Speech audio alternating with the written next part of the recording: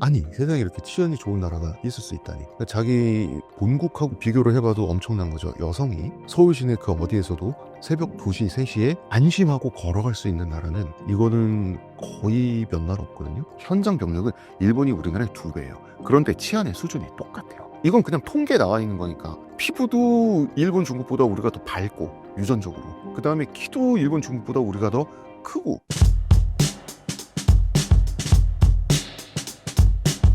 네, 안녕하세요. 저는 한국인의 탄생 그리고 유신사무라이 박정희를 쓴 작가 홍대선입니다. 신사임당 시청자 여러분 반갑습니다. 최근 방위비 협상은 어떻게 진행되고 있나요? 일단은 아직까지도 방위비 협상에 돌입을 하지 않았다는 것이 지금까지 이재명 정부가 현재까지는 성공하고 있는 점이라고 할 수가 있어요.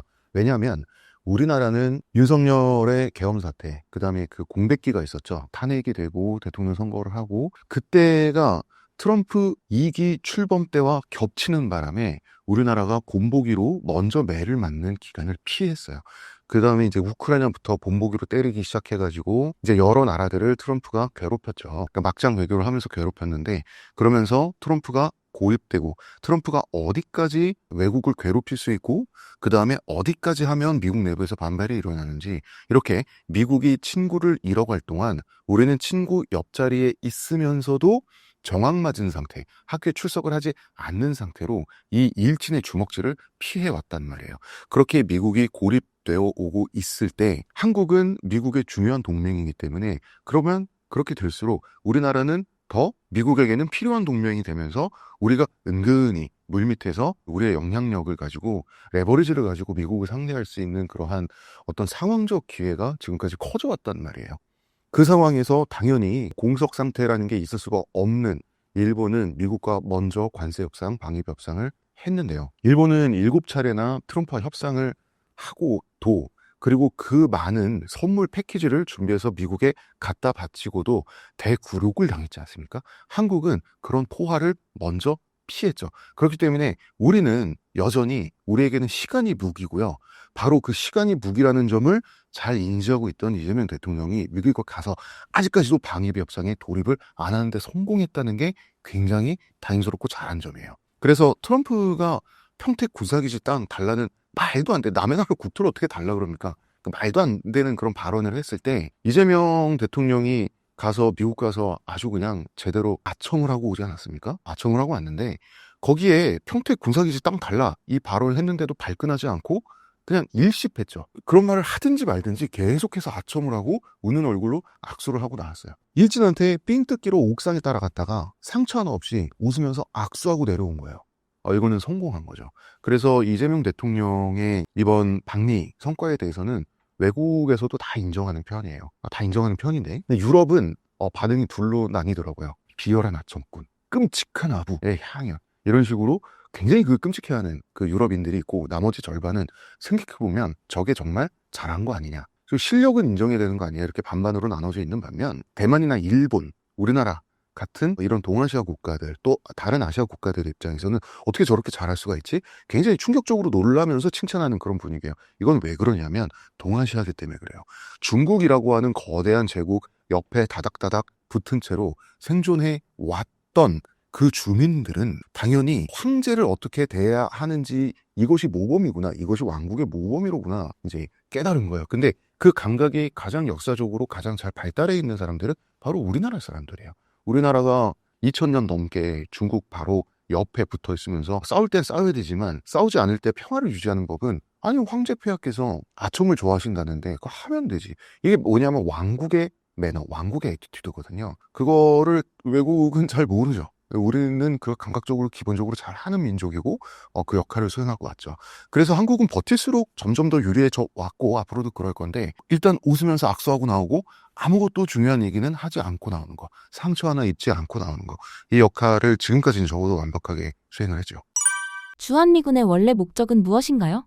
원래 목적이야 그 냉전 체제 유지를 위한 거죠. 냉전식의 자유진영과 공산권이 세계를 둘로 나눴었죠. 미국은 유라시아 대륙 동쪽 끝에 대한민국이 있었기 때문에 공산진영을 압박할 수 있었던 거죠. 공산진영이라고 하는 그 댐에 거대한 물이 쏟아져 나오는 것을 어떻게 보면 남한이라고 하는 것으로 이제 딱 틀어막은 건데, 물론 그 뒤에 주일미군이 있었지만 주한미군 그리고 우리나라 대한민국의 국군이 최전선, 가장 그 동쪽의 최전선 방어선을 형성을 했었던 거죠. 그런데 이제 소비에트 연방이 붕괴한 후에 우리나라는 이제 두 가지 문제에 직면을 하는데, 우리는 계속해서 국방력 강화, 무기 개발을 해야 되는데 소비에트 연방이 붕괴했단 말이에요. 그러면은 그때 소비에트 연방이 붕괴하고 그때 노태우 대통령 시기에 불곰 사업이니 북방 사업이니 하면서 그 러시아의 구공산권 소련의 첨단 무기 기술을 우리나라가 굉장히 많이 흡수를 했어요. 돈을 갖다 주고. 그러면서 우리에겐 핑계가 필요했어. 어떤 핑계냐면 우리는 북한이라고 하는 무시무시한 적 때문에 우리는 지금 종전도 아니고 휴전기가 아니고 아직도 전쟁 중이고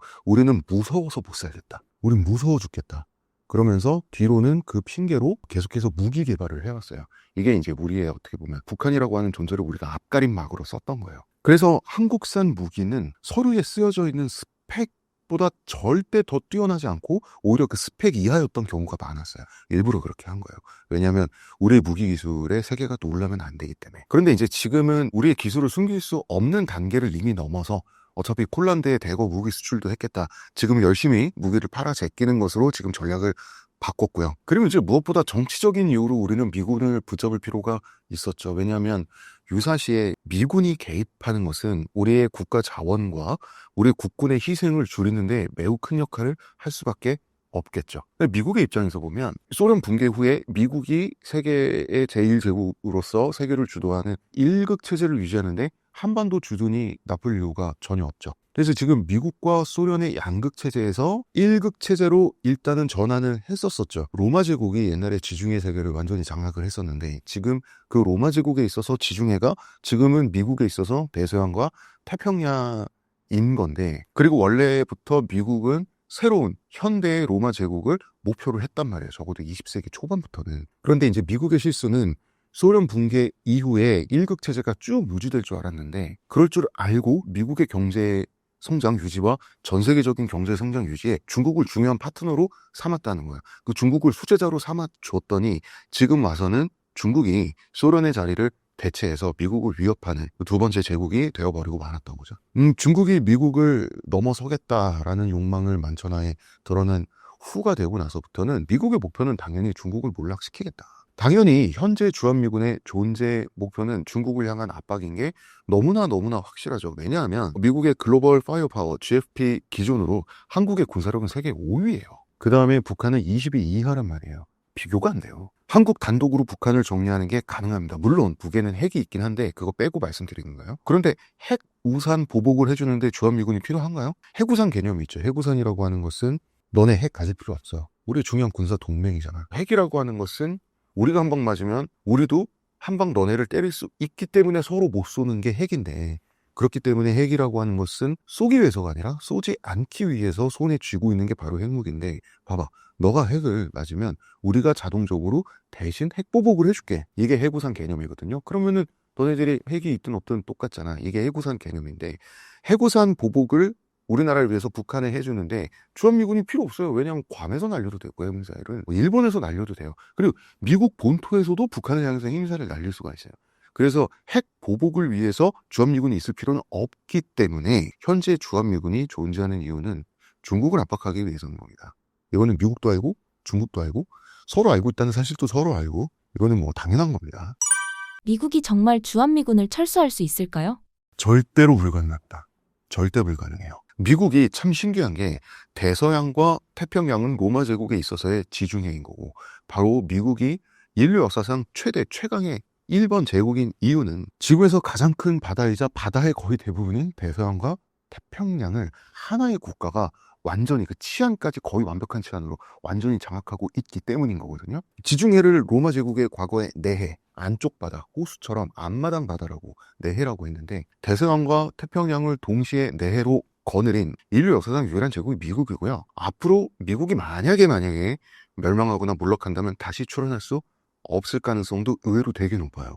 그 정도의 제국이 미국인데, 자, 그런데 미국이 대서양의 고리를 끊고 있잖아요. 미국이 나토의 최대 스폰서인데 나토와 싸우고 있잖아요. 근데 사실은 왜 그럴까요? 애초에 나토가 왜 존재하죠? 미국과 유럽, 서방 열강들 사이에 있는 그 대서양, 그 대서양을 잇는 사슬 견제하기 위해서 원래 나토가 있었고, 그러니까 소련이라고 하는 어마어마한 괴물이 만약에 서쪽으로 진격을 시작한다면 다 같이 미국의 스폰을 받은 유럽 열강들이 체인처럼 이렇게 끈끈이 엮여서 다 같이 대항을 해야 된다. 이게 나토의 개념이에요. 그리고 소련 붕괴 후에는 당연히 그 대상이 러시아가 된 거고요. 그런데 왜 그 사슬을 끊냐는 거죠, 미국은. 그 이유는 분명히 이것과 연관이 있습니다. 뭐냐? 러시아가 비록 우크라이나 전쟁에서 이기고 있지만 우크라이나 전쟁에서 이기든 지든 실패로 끝나든 전쟁이 성공으로 끝나든 러시아 경제는 붕괴해요. 이미 붕괴해 있고요. 그렇기 때문에 우크라이나가 비록 폭삭 망해수다가 된다고 하더라도 러시아는 유럽의 열강들을 상대하는 데는 많이 힘이 빠진 상태가 될 수밖에 없다. 그래서 미국은 우리 많은 비용의 지출을 지금 미국이라는 제국이 세계를 위해서 감당하고 있는데 대서양 쪽은 좀 등을 돌려도 되지 않느냐. 지금 우크라이나를 상대로도 3년 동안 러시아가 이렇게 고생하고 있는데 자, 그래서 우크라이나를 만약에 다 싹 다 먹었다고 가정해 보자고요. 그렇게 헉헉거리고 완전히 권투를 치면 10라운드까지 다 뛰어가지고 탈진한 상태로 우크라이나와는 체급 자체가 차원적으로 다른 프랑스, 독일, 영국 상대할 수 있겠어요, 당장? 그러니까 이 대서양 비용을 미국은 당분간 줄여도 되는 거 아니라고 생각할 수도 있다는 거죠. 그런데 반면에 태평양은 중국이라고 하는 어마어마한 괴물을 압박하기 위해서는 태평양을 대서양보다 더 관리할 수밖에 없는 게 현실이죠. 소련 혹은 러시아라고 하는 이 구제국은 지금 힘이 많이 빠졌잖아요. 중국은 힘이 많이 어마어마하게 올라왔잖아요. 인구가 14억 명이에요. 엄청나게 거대한 공장이자 시장이란 말이에요. 세계 최대의 막강한 생산력을 지닌 군사 강국이고 피트 헤그세스 미국 국방장관이 태평양은 포기하지 않을 거라고 천명했어요. 우리가 대서양을 대충 그냥 내버려 두더라도 태평양은 계속해서 조이겠다. 그거는 중국의 강대한 힘 때문이죠. 동시에 러시아에 빠져나가고 있는 힘 때문인 거죠. 만약 주한미군이 정말 철수하게 된다면 미국은 어떤 피해를 보게 될까요? 주한미군이 있어왔던 지난 수십 년간의 비용을 소득 없이 매몰하게 되는 거죠. 주한미군은 지금까지 한 번도 주한미군이 있어온 일에 6.25 전쟁 끝나고 나서 전쟁을 한 번도 치르지 않았어요. 주한미군은. 그런데 전쟁을 수십 년 동안 유지한 군대가 전쟁을 한 번도 치르지 않고 철수를 해버린다는 거는 그 수십 년간의 비용을 소득 없이 그냥 손절, 매몰한다는 거거든요. 미국에게는 있을 수가 없는 일이에요. 한국전쟁에서 미군의 사망이 3만 3천 명, 부상이 9만 2천 명, 실종 및 포로 8천 명 이상. 이건 뭐냐면요. 미국은 이렇게 자국민 수만 명이 희생된 지역을 포기할 수 있는 나라가 아니에요. 미국이라는 국가에는 그런 속성이 없어요. 그리고 더군다나 지금까지 주한미군 주둔 비용에 수많은 비용을 매몰했는데 이제 가장 필요해지고 있거든요. 주한미군이 지금까지 비용을 매몰하고 지금 손절한다고요? 지금 중국이 지금 미국을 위협하고 있는데 있을 수도 없는 일이죠. 애초에 불가능하겠네. 중국의 숨통을 틔워줄 이유가 전혀 없습니다. 최근 한국을 방문하는 외국인들이 정말 많은데 외국인들이 한국에 와서 가장 놀라는 것이 무엇인가요? 치안, 인프라, 교통. 교통은 심지어 싸기도 하죠. 서비스도 쌉니다. 빠르고 정확한 서비스. 뭐 이런 거를 굉장히 공통적으로 하더라고요. 특히 이제 치안이 칭찬받아요. 특히 이제 선진국에서 온 여성들. 왜냐하면 선진국, 뭐 프랑스, 스웨덴 이런 데서 온 여성들은 자기들도 선진국 국민인 걸 뻔히 알잖아요. 그런데 아니 세상에 이렇게 치안이 좋은 나라가 있을 수 있다니. 그러니까 자기 본국하고 비교를 해봐도 엄청난 거죠. 여성이 서울 시내 그 어디에서도 새벽 2시, 3시에 안심하고 걸어갈 수 있는 나라는 이거는 거의 몇 나라 없거든요. 한국, 일본, 싱가포르 이 정도인데 그중에서도 한국이 치안이 현재 가장 좋다. 라고 돼 있죠. 근데 우리가 한국의 치안을 자랑스러우면서 우리 뭐 대한민국 짱 이렇게 국보만 할 것이 아니라 잘 생각을 해봐야 돼요. 우리나라 사람들이 경찰을 어떻게 생각하나요? 경찰 굉장히 불친절하고 부패하고 일 똑바로 안 하고 나의 중요한 사건, 이 사건에 나는 인생이 걸려 있는데 이 사건을 그냥 대충 파묻으려고 한다. 라는 얘기들이 굉장히 많죠. 그 사건 하나하나는 경찰들이 잘못한 게 굉장히 많아요. 그런데 경찰 개개인들이 뭐 잘못하면 처벌받고 책임져야 되겠지만 그 개개인들이 잘못을 쉽게 하게끔 만들어내는 그 구조가 있다면 그 구조는 잘못된 거고 우리 사회가 개선을 해야 돼요. 자, 싱가포르는 논외. 거기는 조그만 도시국가잖아요. 치안을 유지하기 쉬운 국가예요. 거기다 그 나라는 사람을 고문하는 국가잖아요. 그 태형이 합법이에요. 사람을 매질한다고요. 논외입니다. 벌금이 100만 원 막 이러니까 경범죄 저지르면. 한국과 일본을 비교를 해야 되는데 일본보다도 우리나라 치안이 조금 더 좋다라고 평가가 되는데 인구당 경찰 수가 일본이 우리나라의 2배입니다. 통계를 보니까 인구 10만 명당 경찰서가 우리나라랑 일본이 거기서 거기던데요. 통계의 함정에 속으시면 안 돼요. 속으시면 안 됩니다. 우리나라는 경찰청 소속의 모든 공무를 다 경찰 병력으로 집계하고요. 현장에서 범인 잡고 뭐 수사하고 뭐 이런 그 정말 제복을 입고 뭐 이런 경찰 병력만 일본은 계산해요. 그렇기 때문에 실제 현장 병력은 일본이 우리나라의 2배예요. 그런데 치안의 수준이 똑같아요. 그러면 어떻게 됩니까? 우리나라 형사들은 다 업무 과중에 시달리고 있어요. 그래서 외국인들이 한국 영화를 볼 때, 한국의 수사물 드라마나 영화를 볼 때 신기하게 생각하는 게, 한국의 영화는 경찰서 안을 풍경으로 잡으면 경찰들이 다 피로에 쩔어서 죽어가고 있냐, 집에도 못 들어가고 양말만 갈아 신고 면도도 못 해가지고 사람들이 소주 냄새 막 발냄새 나게 생겼잖아요, 형사들이. 그게 실제 풍경이 그렇기 때문에 그대로 영화로 담은 거예요. 그리고 외국인들이 이는 한국 영화의 이상한 클리셰라고 생각해요. 우리나라의 경찰 병력은 죄다, 살인, 강독, 강간 이런 강력 사건에 매몰돼 있어요. 이 강력 사건을, 범인들을 잡고 이 사건들을 처리하는 데만도 잠을 못 자요. 그렇기 때문에 나에게는 중요하지만 경찰들에게는 그렇게 중요하지 않은, 그들의 입장에서 사소하다고 생각할 수밖에 없는 이런저런 사건들은 계속해서 뒤로 밀릴 수밖에 없는 구조를 우리나라 경찰이 갖고 있어요. 우리가 자랑하는, 외국인들이 칭송하는 그 높은 치안은 사실은 우리는 의식하고 있지 않고 있지만 우리 국민들이 경찰 인력을 매우 착취해서 얻어진 거라는 걸 인정을 해야지, 우리가 대한민국 경찰은 이렇게 서비스가 신속하고 이렇게 친절하고 이 민중의 지팡이라면서 민중의 편을 생각하지 않아 라는 불평을 할 자격이 우리에게도 생기는 거야. 우리가 그런 걸 잘 생각을 해봐야 됩니다. 우리나라 경찰만큼 어쨌거나 고생하는 경찰은 전 세계에 없어요. 이건 그냥 통계이기 때문에 있을 수가 없는 거예요. 이론상 존재하지 않아요.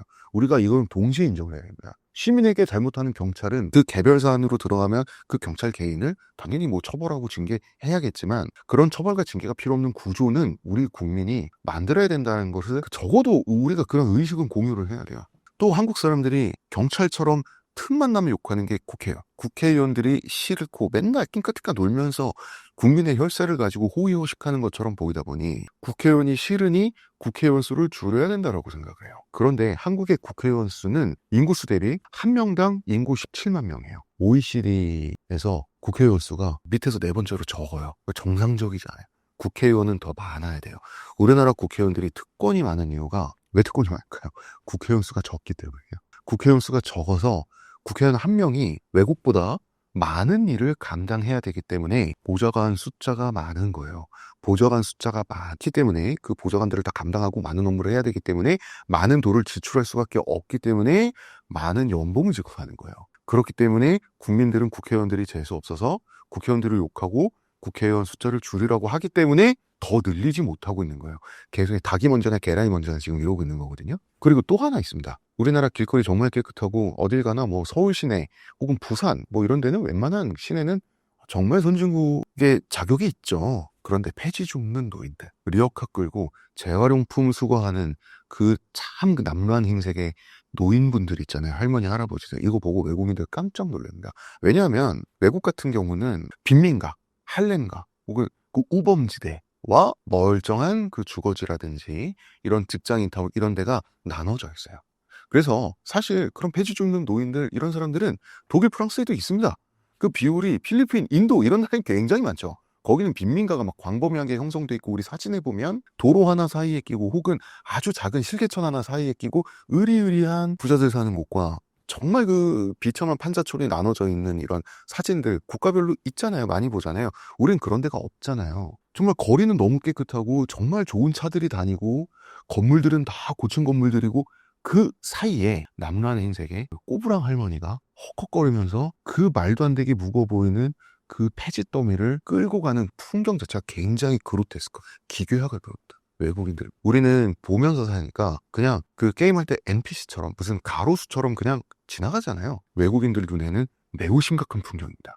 우리나라 노인 빈곤율 OECD 1위고요. 노인 자살률 OECD 1위죠. 그런데 한국의 노인 세대는 전 세계에서 가장 빠른 급속한 산업화를 통해서, 그 노고를 통해서 우리에게, 그분들은 후진국에서 태어났는데 본인들의 피와 땀과 눈물로 우리에게 선진국을 가장 빠른 시간에 물려준 사람들인데 빈곤율이 40%가 넘은, 절반이 가난에 시달리고 있어요. 대한민국도. 그런데 우리 젊은 사람들 어떻게 생각합니까? 아무 생각 없죠. 우리가 우리 자신, 우리 이웃에 대한, 바로 우리 윗세대에 대한 우리의 무관심함, 이거는 우리가 한번 돌아봐야 될 주제입니다. 우리가 국뽕만 하지 말고, 이 국뽕 해도 돼요. 즐겨도 되는데, 그 사이사이에 우리가 무슨 생각을 해야 되는지 생각을 해봤으면 좋겠어요. 외국인들이 한식 문화를 신기하게 본다고 하는데 왜 그런가요? 굉장히 희한하죠. 일단은 외국의 제대로 된 식사, 간식은 그냥 손으로 들고 먹고 이러니까 한국이나 외국이나 뭐 비슷하겠지만 제대로 된 식사다, 대접받는다, 제대로 먹는다라고 할 때 서양은 시간 단계형으로 돼 있죠. 일본의 음식 문화는 원래 좀 별로였는데 메이지 유신 이후에 고기 먹는 법은 우리나라에서 많이 배워가고 나머지 이제 음식 먹는 법은 서양에서 많이 배워가서 일본도 이제 서양을 따라가게 됐는데 그건 뭐냐면 시간 단계형이에요. 뭐 스프 먼저 먹고 그 다음에 샐러드 먹고 그 다음에 제대로 된 식사가 나오고 그 다음에 접시를 치우면 디저트를 먹고 이런 시간 단계형으로 돼 있다면 오직 거의 유일하게 우리나라만 하나의 사각형 혹은 소반상 이 상 위에 식사의 처음부터 끝까지 음식을 내가고 다시 주고 이런 게 없잖아요. 다 펼쳐져 있죠.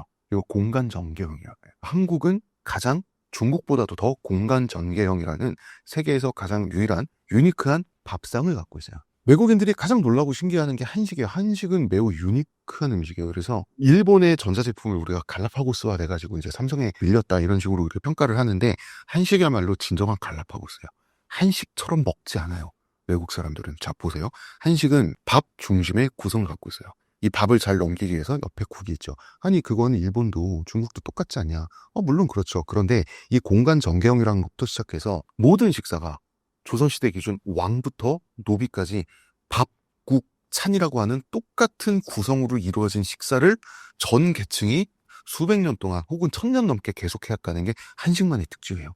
밥, 국, 찬으로 이루어져 있다라는 거. 그리고 거기 김치가 꼭 들어가야 된다는 거. 그렇기 때문에 한식은 기본적인 틀, 프레임, 그 구성은 매우 엄격하고 엄밀해요. 그 엄격한 구성 안의 내용물을 어떻게 채울지는 매우 자유로웠고 다양하고 무궁무진한 바리에이션을 갖고 있어요. 이게 한식만 갖고 있는 특징이에요. 그래서 여러분, 우리가 한식이에요? 분명히 가정식 밥상이고 기사식당이고 백반집이고 그런데 반찬에 돈가스 소시지가 올라와 있을 수 있죠. 밥국 찬이라는 구성만 있으면 그 찬에 무엇이 들어가든 그건 한식인 거예요. 그리고 밥국 찬에서 이 국의 자리에 카레가 있는 경우도 있죠. 카레가 국을 대체하면 그건 국인 거예요. 이게 한식의 특징이에요. 조선시대 말기가 되어서야 비빔밥이 보편화돼요. 이 양반 계층은 비빔밥을 오랫동안 먹지 않았어요. 왜?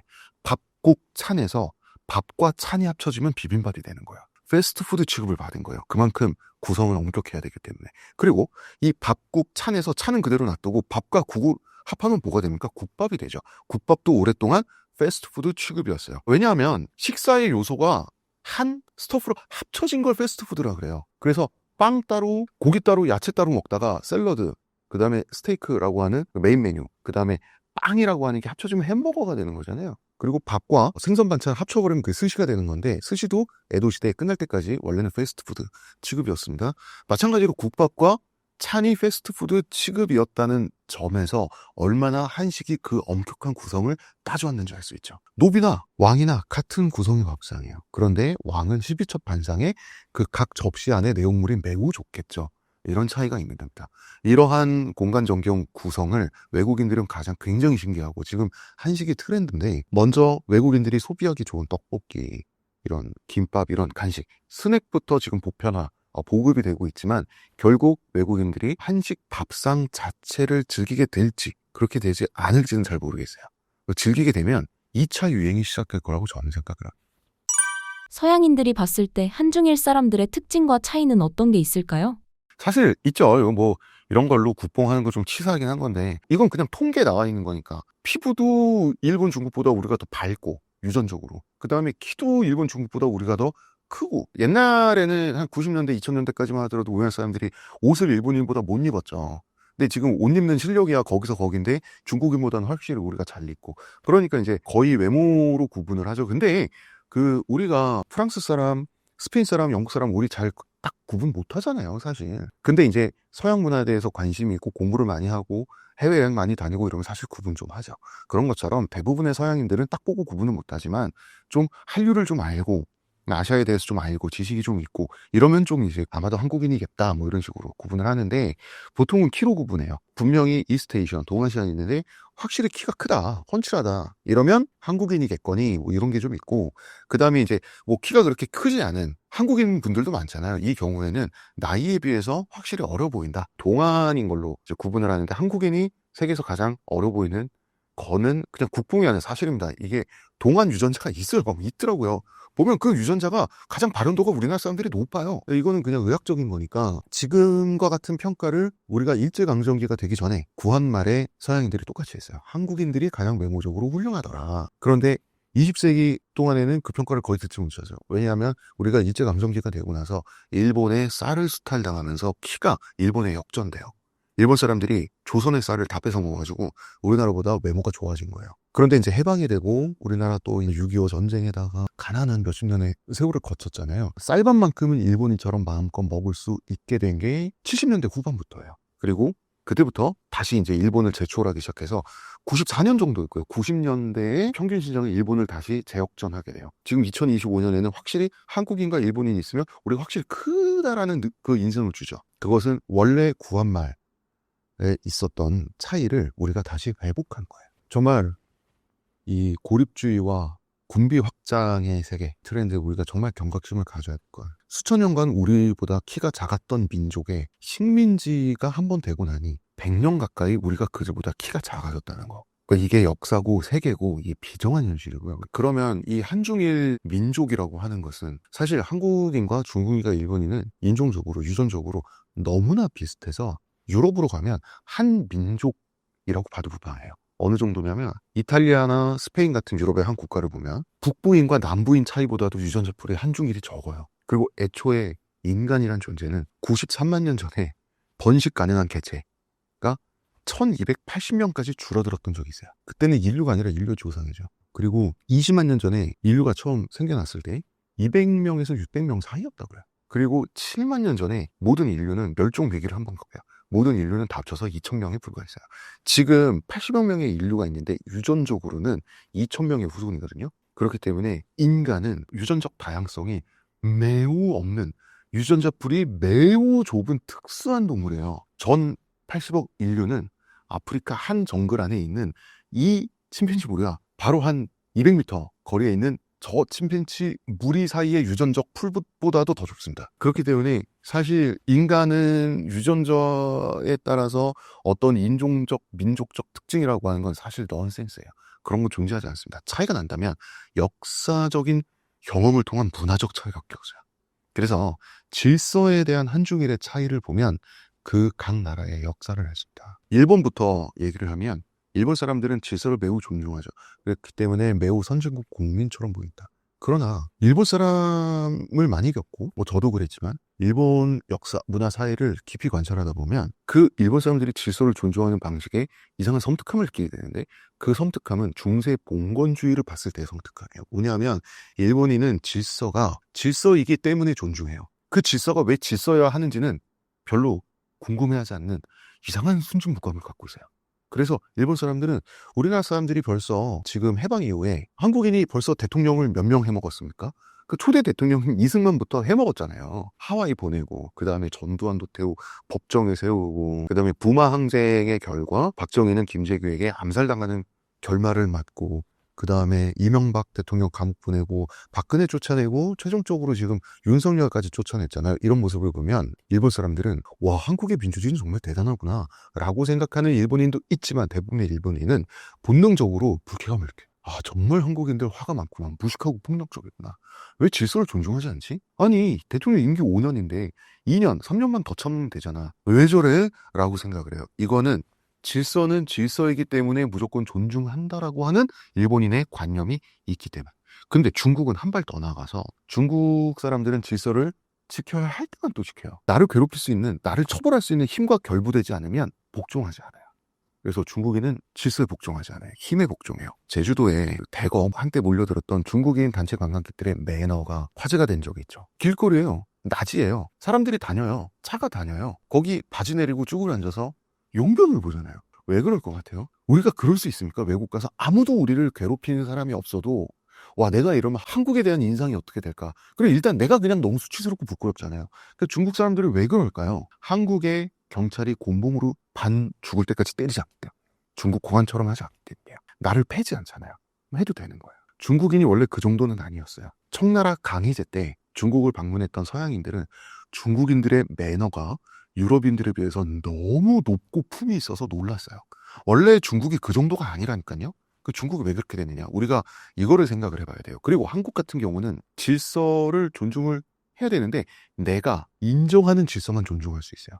질서를 지키면 당연히 좋은데 그 질서가 정의로워야 돼요. 내가 정의라고 인정해야만 그 질서를 지킬 수 있다라는 관념이 한국인에게 숨어 있어요. 그렇기 때문에 민주화도 가능했던 거예요. 아마도 아시아 거의 전체에서 한국이 분명히 갖고 있는 한국의 정서이자 관념이자 한국인이 공유하는 보편 질서인 거예요. 우리나라 치안이 좋은 거, 우리나라 사람들이 잘 사는 거, 빨리 민주화를 이룬 거, 우리 산업화의 속도, 겉으로 드러난 이런 물질적인 거, 우리가 눈에 보이는 이런 것들에 국뽕하지 말고 저는 이거야말로 국뽕감이라고 생각해요. 이거야말로 우리가 갖고 있는 위대한 힘이고 가치인 거예요. 우리는 질서에 의문을 제기할 줄 알며 의문을 제기하는 방식이 정의와 결부됐다. 그렇기 때문에 이 질서가 나를 패 죽일 수도 있지만 이것이 옳지 않고 우리 한국이 선진국 되는 거, 민주화 되는 거, 이 올바른 방향을 방해한다면 한국인은 목숨을 걸고 민주화 투쟁이라고 하는 것을 할 수도 있는 민족이 한국인인 거예요. 이유를 보면 일본의 경우는 일본은 오랫동안 사실은 봉건제 국가였잖아요.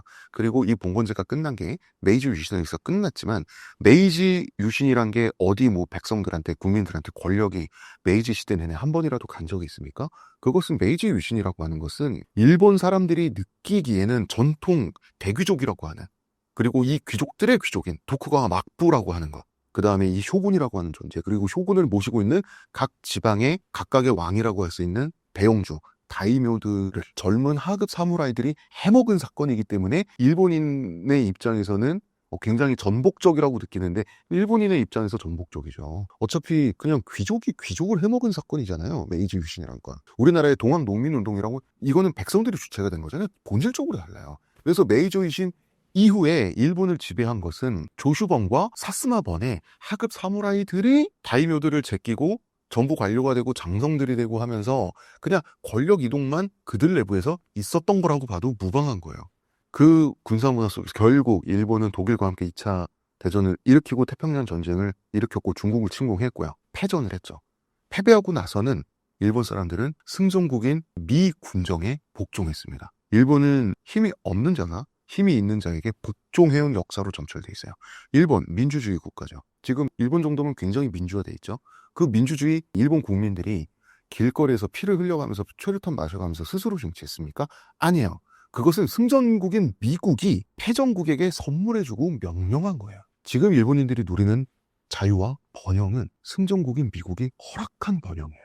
요거 일본 사람들이 잘 깨닫지 못해요. 제가 일본인 친구에게 제가 술 먹고 얘가 좀 깝쳐가지고 역사 문제로 제가 요 얘기를 했거든요. 울더라고요. 반박을 못하니까. 맞잖아요. 우리는 우리가 성취한 자유와 번영을 누리는 본질적인 차이가 있습니다. 중국의 경우 저는 중국이 천안문 사태가 정말 컸다고 생각해요. 한국이 87년에 이제 민주화에 성공을 합니다.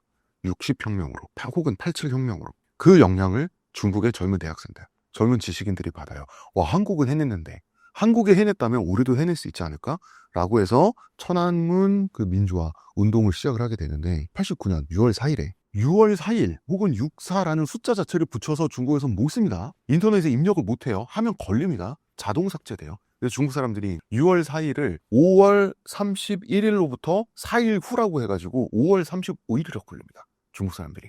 천안문 사태를 가리키는 말인데 결국 시민들의 어떤 정의를 원하는 시민들의 그런 열망 시민들의 헌신은 어떻게 됐습니까? 그냥 깔려 뭉개면서 그걸로 끝났죠. 결국 뭐냐면 힘, 권력, 죽일 수 있는 물질적 힘이 곧 정의가 된 사건이 천안문 사태예요. 이러한 정치적 사건을 겪은 국가의 국민은 결코 정치적으로 질서에 대한 관념 자체가 도덕적이 될 수 없습니다. 우리는 시민의 힘에 의한 민주화에 성공했죠?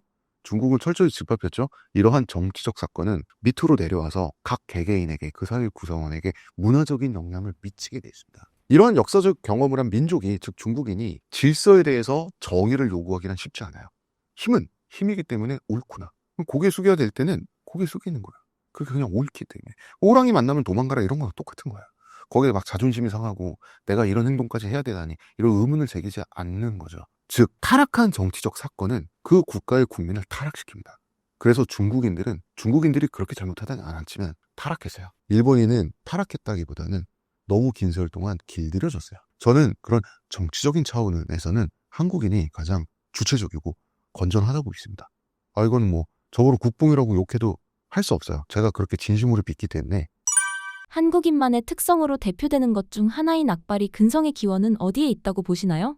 그거를 20세기 한정으로 보는 방법이 있고 전체 역사성을 통해서 보는 방법이 있는데 20세기 한정으로 보면은 전쟁에서도 우리는 살아남아야 했었고 체제가 몇 번이나 바뀌었잖아요. 20세기에 우리가 일제강점기가 왔죠. 그 바로 직전까지는 이제 조선 왕조였고 대한제국체제가 됐고 그 체제가 무너지고 일제강점 체제가 되고 해방이 되고 나서 제1공화국, 제2공화국, 제3공화국 쿠데타도 겪고 그 와중에 불과 60년 동안에 산업화와 민주화도 이뤄야 됐고 선진국에 기어이 진입을 했는데 이런 과업들, 이런 생존의 소용돌이 속에서 어떤 나라도 이런 현대사를 거치면 국민들이 악바리가 될 것 같긴 해요.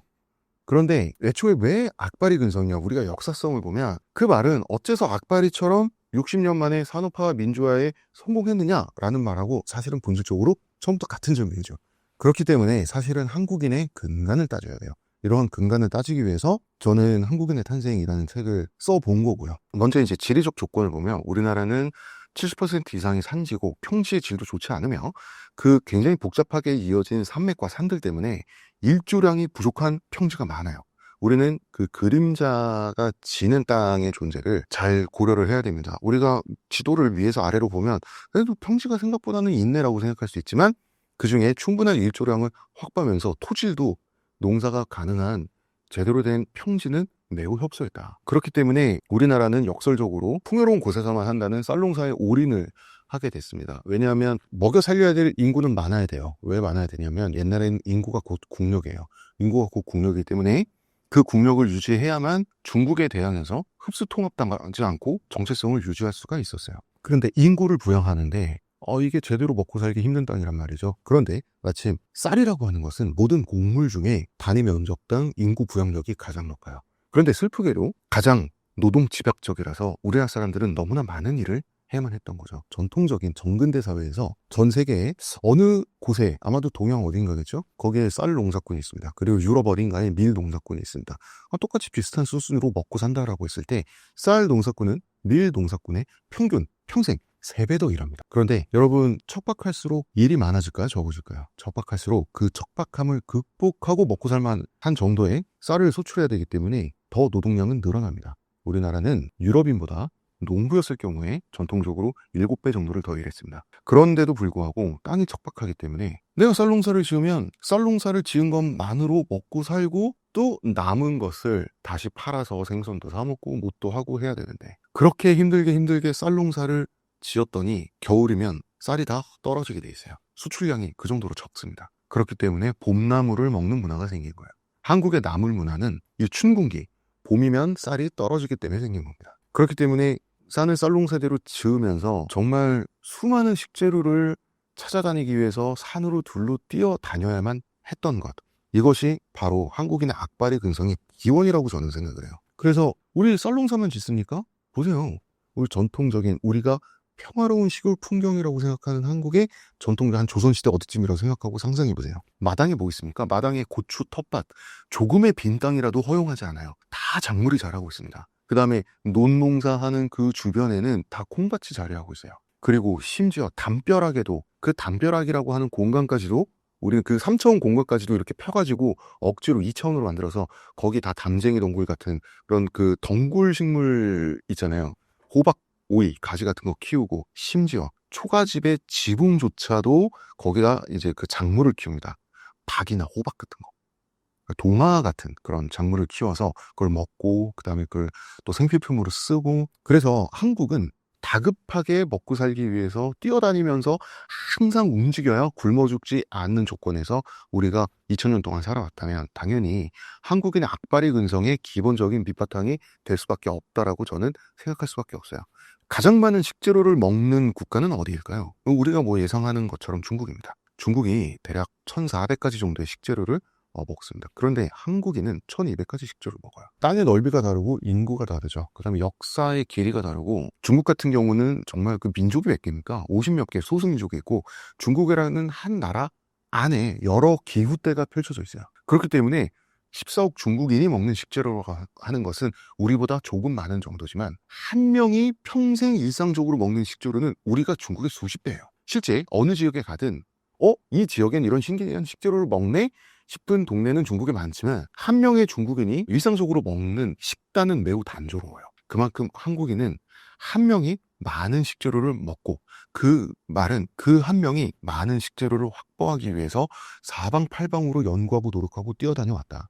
이것이 한국인의 악바리 근성, 그 다음에 빨리빨리 문화의 기본 바탕이 된다고 생각을 해요. 악바리 근성, 빨리빨리 문화는 분명 우리의 20세기와 뗄래야 뗄 수 없는 관계고 그게 직접적인 이유라고 할 수 있지만 그 직접적 이유를 만들어낸 그 밑에 본질적인 이유는 그것은 지정학적인 조건에서부터 시작한다라고 생각을 할 수밖에 없어요. 한국이 선진국 반열에 오른 이유 중 가장 첫 번째로 무엇을 뽑으시나요?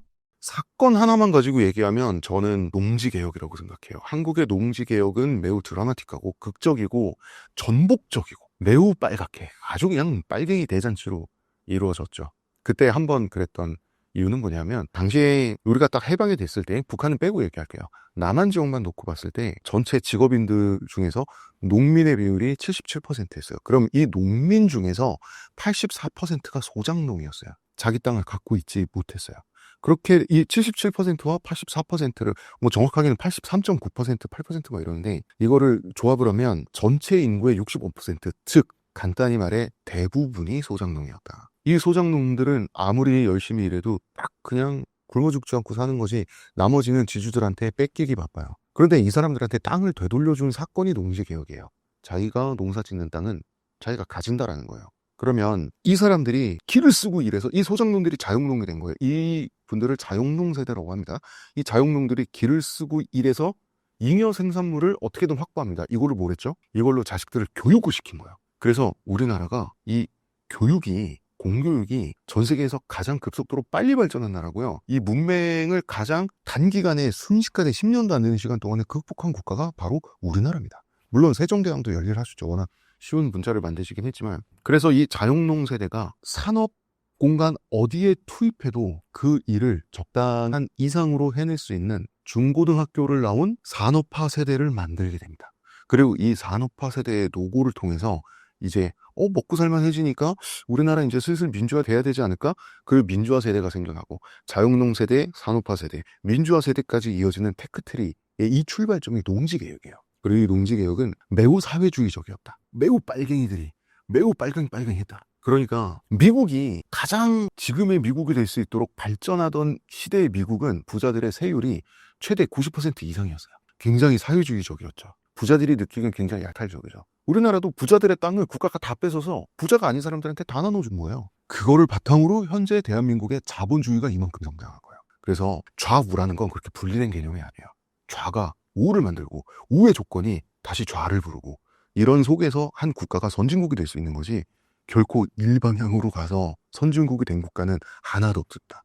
그래서 지금은 사회민주주의가 필요할 때다 싶을 때 사회주의적인 정책이 나와야 되는 거고요. 지금 우리가 이 자본주의 세상에서 자유주의 진영에 있음을 망각하면 안 된다라는 필요성이 있을 때 또 우회전을 해야 되는 거지 이게 뭐 어느 한쪽만 옳다 이런 거는 역사 속에 있어 본 적이 없습니다. 우리나라뿐만 아니라 외국에도. 그런데 이제 20세기만 갖고 논하지 말고 보다 좀 더 역사적인 평가를 한다면 저는 한국인의 탄생에 제가 썼던 내용이지만 서양화된 조선인 이 한국인이다라고 저는 생각을 해요. 그러면 우리가 지금 서양화되지 지금 옷 입고 있는 옷도 서양의 옷입니다. 맞은편에 카메라 너머에 계신 PD님도 지금 청바지 입고 계시죠? 한복 아니잖아요. 우리의 의식도 절반 이상은 서양이고요. 그 다음에 우리가 지금 누리고 있는 체제, 이 자유민주주의 공화국 체제라고 하는 것도 서양에서 만들어진 거고 체제적으로는 미국이 먼저 선곡을 했고 그다음 그 이전에 이념적으로는 바리흐 스피노자라고 하는 네덜란드의 유대인 철학자가 자유민주주의 공화국 체제의 기본적인 정당성을 철학적으로 만들었죠. 그런데 나머지 부분은 저는 조선인이라고 생각하는 거예요. 어쨌든 우리는 고려시대부터 조선에서 더 고도화된 고도의 중앙집권제와 관료제를 갖고 있었던 국가인 거예요. 중앙집권과 관료제라고 하는 것은 현대사회가 선진국으로 성공하기 위한 필수 두 가지 필수 제도예요. 이것을 우리는 1000년 이상 했었다가 이거를 좀 나라가 한 번 망했지만 이걸 다시 하는 거랑 한 번도 역사 기간 내내 안 해봤다가 아프리카 쿠데타 내전 일어나는 이 국가들처럼 한 번도 역사 기간 내내 안 했다가 이제 와서 처음 해보는 거랑은 그 성공률이 완전 다를 수밖에 없고요. 게다가 어쨌든 우리 조선시대가 많이 곡해되어 있습니다. 조선의 노부제도 많이 오해를 받고 있는 측면이 있고요. 그러나 어쨌든 우리가 조선에 대해서 아무리 나쁘게 생각해도 그것은 우리가 조선이라는 국가가 우리가 싫어하는 이웃의 멸망당했기 때문에 조선에 화가 난 나머지 조선에 화를 내는 경우가 굉장히 많아요. 그런데 이제 서로마 제국이 동고트족의 침략으로 멸망했는데요. 멸망했을 때 한심한 모습만 가지고 로마 제국을 평가할 수 없듯이 마찬가지로 멸망했을 때 조선 후기 세도 정치 그 동학 농민운동 이때 이 마지막의 모습을 가지고 600년 조선왕조 전체를 평가하는 건 똑같은 오류입니다. 조선왕조 200년째나 300년째를 살고 있는 한 농부에게 조선은 실패한 체제가 아니었어요. 어쨌거나 조선은 중기까지는 전 세계적인 기준에서 유럽 국가들을 다 갖고 와도 선진국이라고 분류될 만한 시스템과 그러한 복지체계를 갖추고 있었고요. 어쨌거나 조선은 민본주의라고 하는 백성을 위해서 국가가 있어야 된다는 철학적 이념 위에서 탄생한 국가입니다.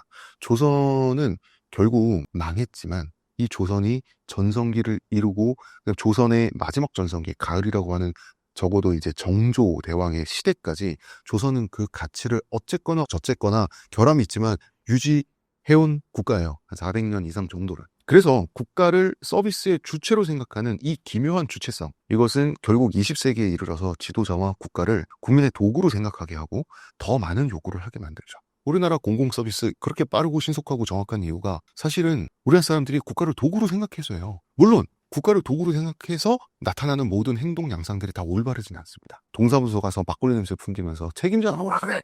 소리치는 이 진상 할머니 할아버지들 있죠. 하지만 그런 할머니 할아버지들이 있게끔 만드는 그러한 기본적인 그 조건 자체는 우리나라를 선진국으로 만드는데 필요한 조건이었고, 국가를 도구로 생각하기 때문에, 지도자를 도구로 생각하기 때문에 민주화 투쟁을 통해서, 혁명을 통해서 우리는 대통령을 여러 번 갈아치웠고, 국가를 도구로 생각하기 때문에 내가 자유롭게 내가 번영을 누려야 되는 그런 국민이라고 생각을 하기 때문에 국가를 민주화하는 데 성공할 수 있었던 거죠. 보통 이 정도로 대통령이 짧은 시간에 많이 갈아치워진 국가는 대체로 내전에 시달리고 있습니다. 대체로 길거리에서 그냥 테러가 일어나고 있고요. 근데 우리는 그 과정을 통해서 계속해서 선진국이 되어왔잖아요. 이것은 기본적으로 한국인이 그런 특성을 가지고 있기 때문이고, 그러한 특성이 완성된 것이 전 조선시대라고 봅니다. 그래서 저는 한국인이 조선인임에도 불구하고 성공한 게 아니라 한국인이 서양화된 조선이 바로 그 조선성을 갖고 있기 때문에 이렇게 드라마틱한 성공을 이룰 수 있었다고 생각하는 편이고요. 제 생각의 근거를 만약에 알고 싶으시다면 한국인의 탄생을 사서 읽으시면 됩니다. 캐대언 덕에 K-팝이 더욱 주목을 받고 있는데 한류가 이처럼 주목을 받을 수 있는 이유가 무엇일까요? 일단 캐대언 얘기만 하면 외국인들이 만든 K-팝 무비라는 게 굉장히 특징적이죠. 주목할 만한 게 한국인이 아니고 내가 외국인이어도 K-팝 콘텐츠를 만들어서 부와 명예를 얻을 수 있다라는 시그널을 준 거. 굉장한 확장의 또 다른 발판이 생긴 거잖아요. 그리고 K-팝은 공공재가 됐다는 거. 누군가가 나 K-팝 얘기를 한번 해보겠어 내가. 근데 이게 한국인이 아니라 외국인이란 말이에요. 그러면은 K-팝은 그만큼 어떤 세상에 존재하는 당연한 요소, 공공재 같은 유명한 존재가 됐다. 이것이 이제 굉장히 우리에겐 좋은 시그널이죠. 근데 이제 K-팝과 한류 전반의 어떤 그거를 우리가 그 연관성을 찾자면 K-팝의 장점은 종합성이잖아요. 따지고 보면 BTS의 음악의 원료가 뭡니까? 춤과 노래. 마이클 잭슨이거든요. 마이클 잭슨 70년대부터 활동하던 사람이에요. 이 종합성이 지금까지 유행해온 음악 장르 요소를 해체해서 다 여기저기서 가져온 후에 정리정돈을 하는데, 그 정리정돈을 굉장히 뻑적지근하게 잔치처럼 하면서 매우 유려한 마감으로 세련되게 한다. K-팝을 듣다 보면 다른 지금 세계에서 유행하고 있는 음악 장르들은 왜 촌스러운 느낌이 나지? 정리정돈을 세련되게 잘하는 것이 이 K적인 특징이네. 그래서 이 종합성, K적인 종합성이라고 하는 것을 아이돌들을 보세요. 아이돌 그룹이라고 하는 것은 그 아이돌의 외모, 의상, 뮤직비디오, 무대, 팬들과 소통, 브이로그 같은 거 하고, 그 다음 V앱 하는 거 있잖아요. 그 다음에 음악 자체, 춤도 잘 춰야 되고, 칼군무도 맞춰야 되고, 그 다음에 이런 전반적인 실력 같은 것들. 이 모든 것들이 하나가 트와이스라든지 BTS라든지 하는 그런 그 그룹을 형성하는 거잖아요. 그 팬덤도 형성하는 거고, 하나의 거대한 콘텐츠 세계를 만드는 종합성이 또 K-팝의 특징이에요. 당연히 아주 세련되죠. 제가 캐대원을 봤을 때 원래 저는 뮤지컬 장르를 그렇게 좋아하지 않아요. 뮤지컬 장르를 좋아하지 않다가 캐대원이 뮤지컬 영화잖아요. 캐대원을 보고 나 뮤지컬 싫어하지 않았네? 라는 사실을 새롭게 깨닫게 됐어. 나는 뮤지컬을 좋아하더라고요. 그건 뭐냐면 제가 지금까지 뮤지컬 영화를 싫어했던 이유가 뮤지컬 음악이 수십 년째 안 바뀌고 있었잖아요. 그래서 디즈니 뮤지컬 애니메이션이나 시카고 같은 성인 뮤지컬 영화를 보면 음악이 비슷한 기조예요.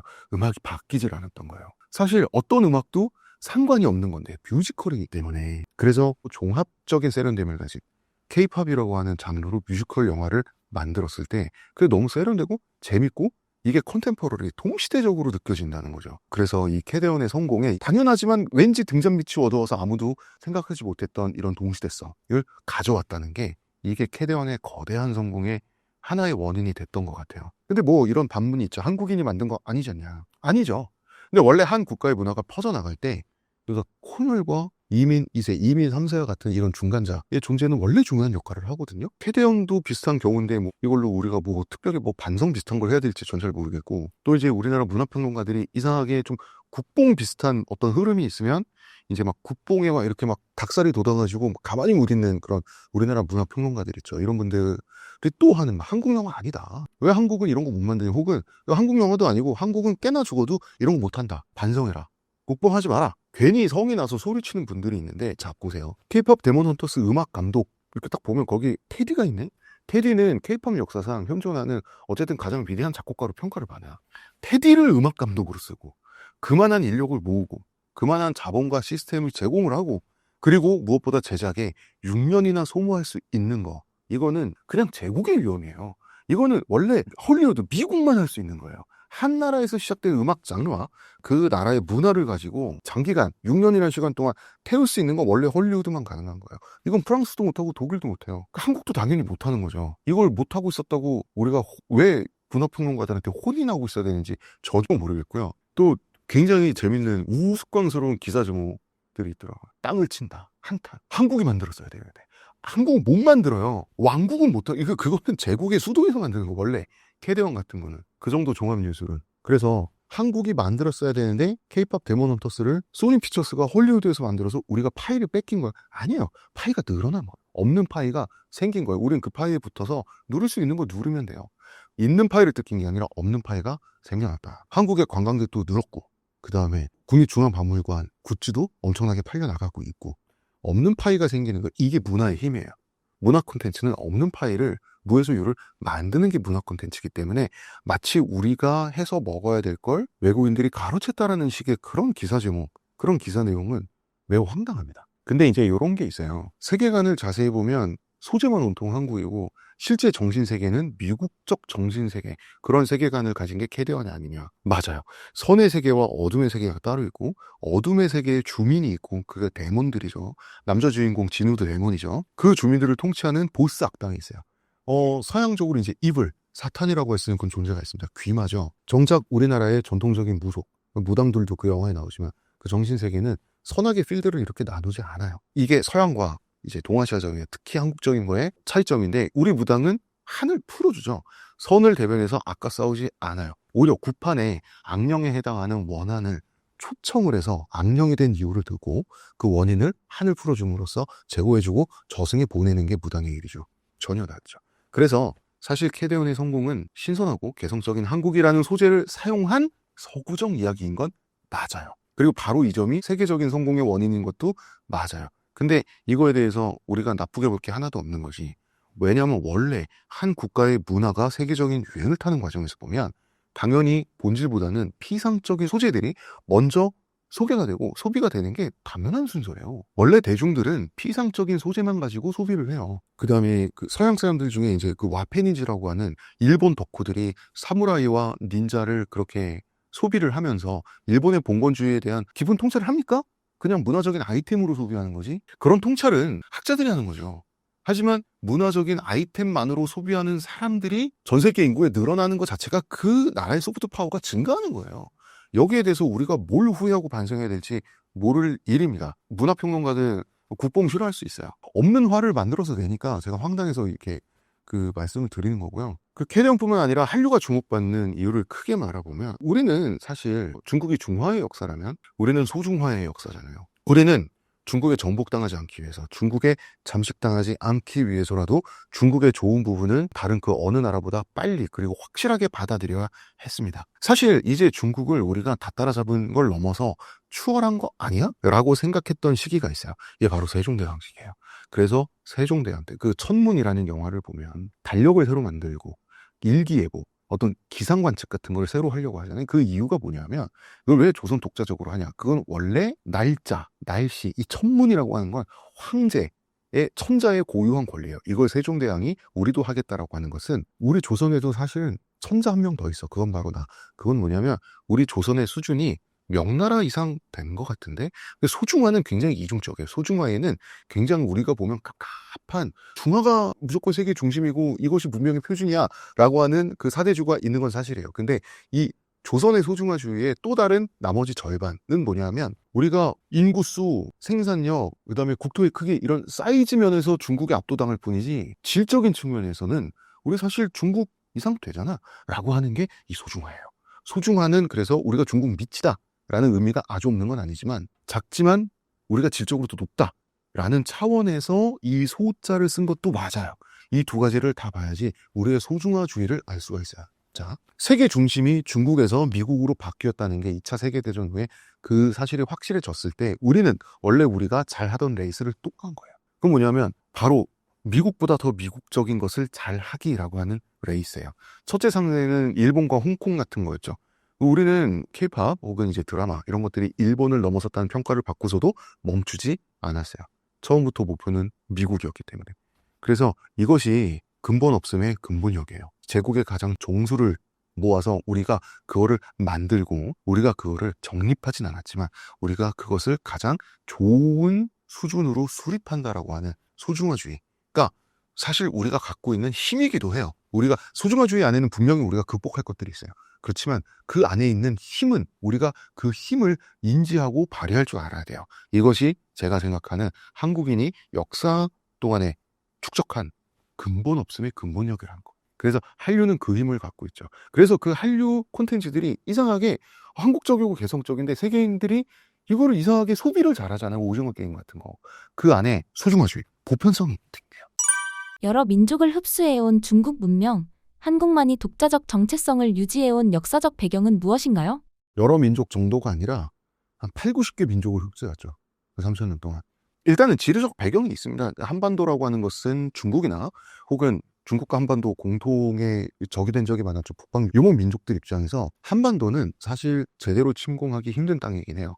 한반도의 그 3D 지도를 여러분들이 보게 되면 대규모의 군사 혹은 대규모의 보병 혹은 기병들이 한반도를 침공할 때 가능한 루트가 사실 정해져 있어요. 그런데 그것은 우리에게 유리함이긴 하지만 바로 그렇기 때문에 우리는 산악국가고 사실 그게 우리가 척박한 이유기도 하거든요. 그러니까 전근대의 인구는 곧 생산력이고 생산력의 결과가 곧 인구인데 인구는 곧 국력이에요.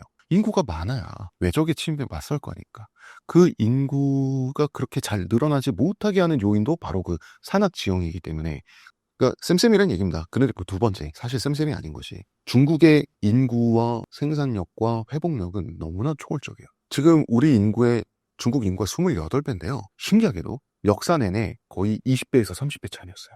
역사 기간 내내. 어마어마한 차이예요. 이런 이웃을 옆에 두고도 그 이웃에 흡수 다 하지 않았다. 게다가 그 한족이라고 하는 속성 자체가 한족은 혈통적인 개념이 아니라 문화 개념이에요. 한족이 다른 민족을 흡수하면 그 민족도 한족이 되면서 점점 이렇게 늘어나는 슬라임 같은 거거든요. 한족은 그러한 특성을 지닌 민족 옆에서 정체성을 유지했다는 건 그거는 세계사적인 미스테리예요. 이런 것도 있습니다. 또 가난한 정말 아무리 열심히 일해도 먹고 살기 힘든 이 가난하고 지긋지긋한 땅에 사는 사람들이야말로 땅을 더 사랑해요. 왜 그럴까요? 이건 동서고금이 마찬가지입니다. 그 땅이라도 잃으면 바로 굶어 죽기 때문에 땅에 대한 집착이 더 강해요. 그래서 외적에 그런 사람들일수록 가난한 땅에서 간신히 살아남는 민족일수록 외적에 억세게 맞서는 경향이 있어요. 그 대표적인 게 우리나라. 또 좀 서쪽으로 가면 대표적인 게 아프가니스탄, 제국의 무덤이잖아요. 바이킹들이 살던 노르웨이, 덴마크, 스웨덴 이 땅들에 원래 살던 바이킹들이 살고 있었는데 원래 다 농부들이었어요. 바이킹들은. 근데 왜 그렇게 바이킹들이 강해졌느냐? 이게 소빙하기가 찾아오면서 바이킹들이 갑자기 땅이 안 그래도 척박했는데 더 척박하게 된 거예요. 농사가 더 힘들게 됐어요. 바이킹들은 굶어 죽기 시작해요. 그래서 농사가 가능한 지극히 한정된 땅을 차지하기 위해서 그들은 엄청나게 싸웁니다, 서로. 엄청나게 서로 싸우면서 이 사람들은 격투술과 전투 기술이 엄청나게 발달을 해요. 바이킹들은. 그리고 깨닫게 되죠. 우리끼리 싸울 필요 있나? 이러면서 유럽 곳곳을 침략하면, 이러면서 그들은 어느 시점에 생각하게 돼요. 우리끼리 싸울 필요 있나? 이러면서 유럽 대륙을 곳곳으로 침투하고 침략하기 시작한 게 바이킹의 역사가 시작이 되는 거거든요.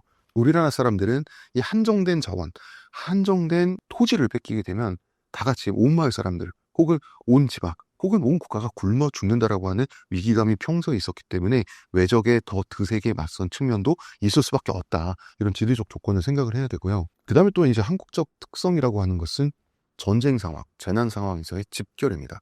자, 쌀농사는 가장 노동 집약적인 농사라고 제가 말씀드렸죠. 즉, 쌀을 생산해서 모두가 다 같이 먹고 살려면 어느 정도의 인구가 보장돼 있어야 돼요. 마을 사람들이 죽으면 안 돼요. 그래서 품앗이 하고 우리 모내기 할 때 일렬로 말 남자들이 다 서가지고 다 모내기를 해주는 게 남의 땅이에요. 내 땅엔 남들이 와서 모내기를 해줘야 돼요.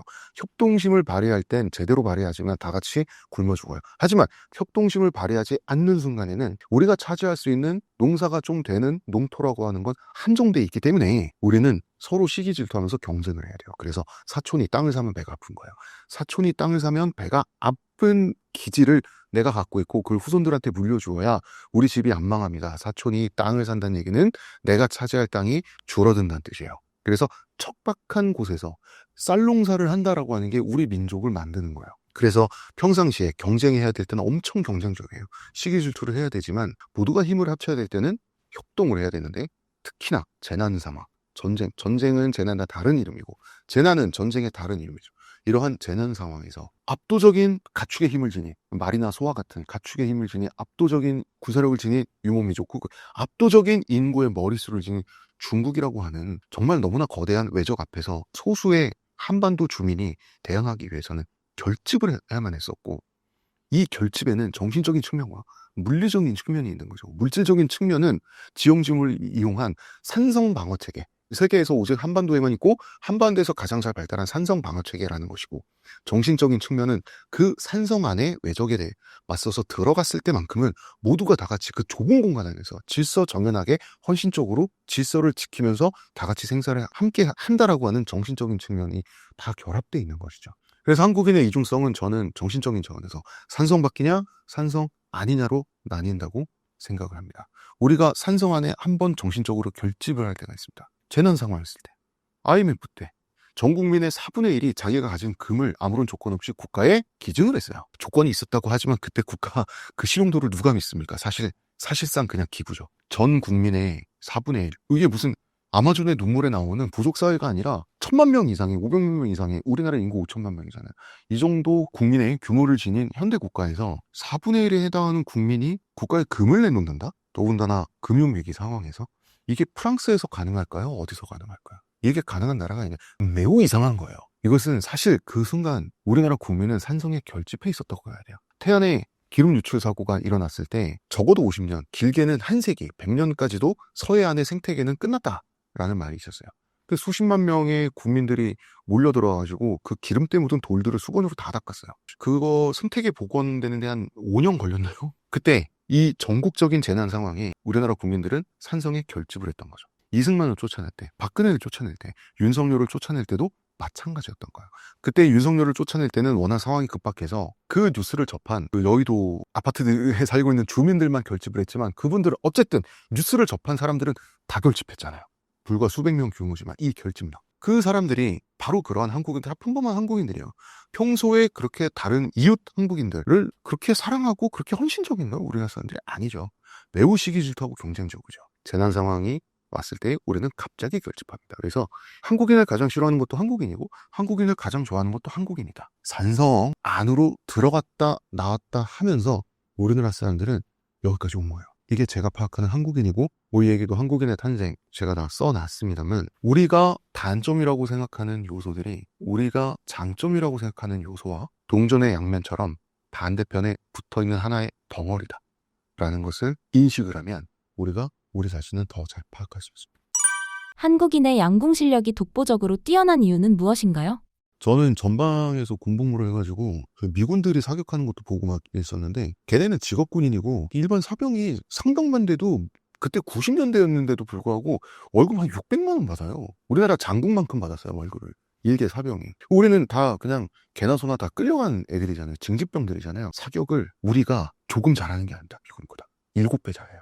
아예 비교가 안 됩니다. 우리나라의 그냥 평범한 징병당에서 끌려간 이 남자 애들의 평균적인 사격 실력은 미군이 꿈도 꿀 수 없는 수준이에요.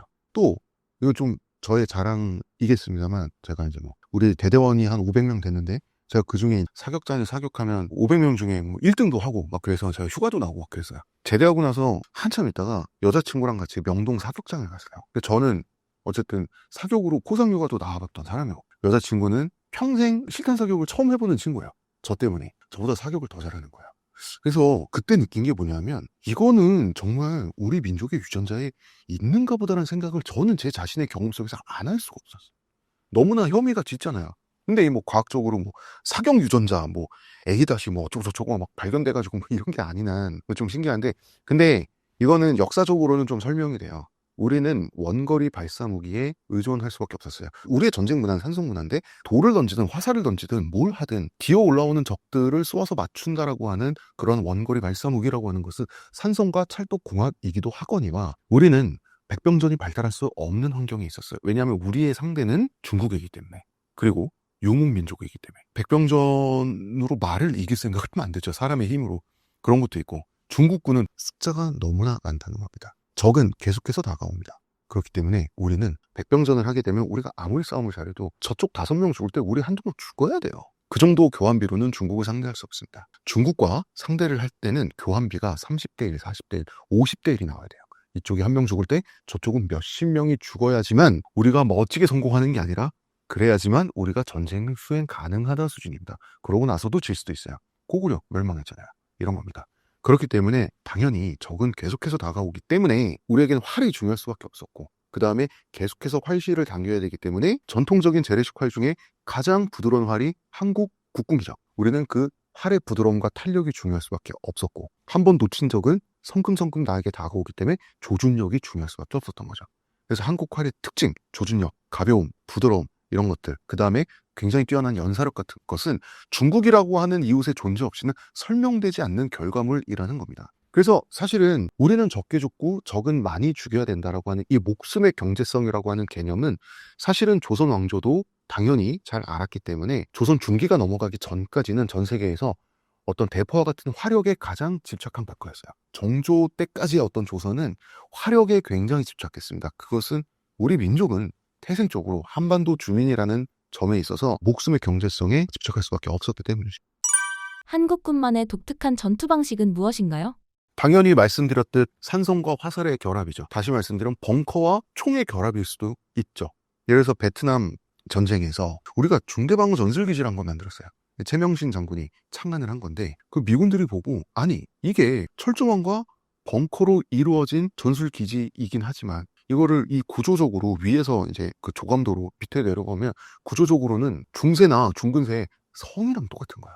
그래서 미군들은 오해를 했죠. 전근대적인 성을 만들어서 그 안에 꽁꽁 틀어박혀서 전투 안 하겠다는 심산이구나. 너네 나라 전쟁 아니라 이거지 하면서 미군들이 되기 싫었는데 웬걸 중대방어 전술기지가 베트콩을 상대로 엄청난 위력을 발휘하기 시작합니다. 그거는 산성의 성벽과 화살의 결합이 그 20세기에 베트남의 정글에서 그냥 재현된 거예요. 이것이 산성과 활의 민족이라는 그 드라마틱한 증거죠. 그 다음에 1991년 LA 흑인 폭동 때 우리나라 한인들의 생명과 재산을 어떻게 지켰냐면 흑인 폭동이 일어나서 한인 상가들이 약탈을 당하고 있을 때 그때 LA 한인들은 거의 본능적으로 높은 건물 중심으로 바리케이트를 치고 산성을 형성해서 지붕으로 올라가서 총을 쐈습니다. 정말 산성과 화살의 결합이죠. 이런 것들이 제가 산성에는 정신적인 측면과 물리적인 측면이 있다고 말씀드렸는데 이 물질적인 측면에서 사실 이거는 그 전쟁 문화도 문화고 이거야말로 한국인의 문화적 유전자라고 할 수 있는 부분이 분명히 있는 것이죠. 그래서 사실은 이게 참작자들, 당사자들이 인식할 수 있을지 모르겠지만 지금 우리 학교는 이런 드라마 보세요. 그거 좀비들과 산성전투하고 있거든요. 정확하게 계속해서 산성으로 옮겨 다니면서 산성을 지키고 어떤 그게 이제 그 외국인들이 보기에 굉장히 참신하다고 하는데 우리는 그렇게 참신한 줄 모르겠잖아요. 우리가 산성의 민족이기 때문에 그런 부분이 있는 겁니다. 그리고 박근혜를 끌어내리는 우리 광화문 촛불 항쟁 때 사실 광화문이라고 하는 산성을 시민들이 선제적으로 차지한 거죠. 그러니까 산성은 높은 곳에서 낮은 곳으로 적을 밀어내는 개념이죠. 그것은 청와대라고 하는 높은 곳에서 대구의 사저라고 하는 낮은 곳으로 박근혜를 밀어내고 떨어뜨리는 과정이기도 했던 거죠. 산성 안에서 질서 정연해야 다 같이 살아남듯이 우리가 광화문 촛불 집회를 했을 때 그때 얼마나 질서 정연했습니까? 사건 사고도 없고 시민들이 스스로 쓰레기를 치우고 우리나라 사람들이 언제 평범할 때 쓰레기 치우고 다닙니까? 결집했을 때 치우는 겁니다. 이것이 한국의 산성 문화다라는 거죠. 한국이 발전한 이유는 무엇인가요? 20세기만 봐서는 20세기에 성공한 이유를 알 수 없다. 이게 한국인의 탄생의 주조입니다. 한국인이 어떻게 형성되어 왔는지의 과정을 봐야 된다. 그럼 역사는 사건들로 이루어져요. 한국의 역사뿐만 아니라 그 사건들을 만든 건 인간들이거든요. 한국인의 역사를 알아야 된다. 이게 제가 한국인의 탄생을 쓰게 됐던 동기였고요. 그것은 그 인간의 한국인의 역사라고 하는 것은 지정학적 조건과 인간의 역사, 생존과 정쟁의 역사를 다 같이 봐야 됩니다. 한 민족을 설명할 때, 한 민족을 이해할 때 그 민족이 평화시에 살아온 방식은 절반에 불과해요. 나머지 절반은 그 민족이 살아남았을 때 어떻게 전쟁 속에서 살아남. 그래서 그 민족의 생존법을 봐야 되는 것처럼 나머지 절반은 그 민족의 전쟁법을 봐야지. 이 두 가지를 같이 봐야 우리는 민족을 이해할 수 있다. 이 두 가지는 동전의 양면이기 때문에 이 동전의 양면을 다 같이 들춰봐야 우리는 그 동전을 주워낼 수 있습니다. 라고 생각합니다. 신사임당 구독자분들께 한 말씀 부탁드립니다. 예, 신사임당 시청자 여러분, 제가 오랜만에 나와서 또 이제 여러 재밌는 이야기들을 나눠봤는데요. 다음에 또 이런 재미난 이야기들을 나눌 수 있었으면 좋겠습니다. 감사합니다.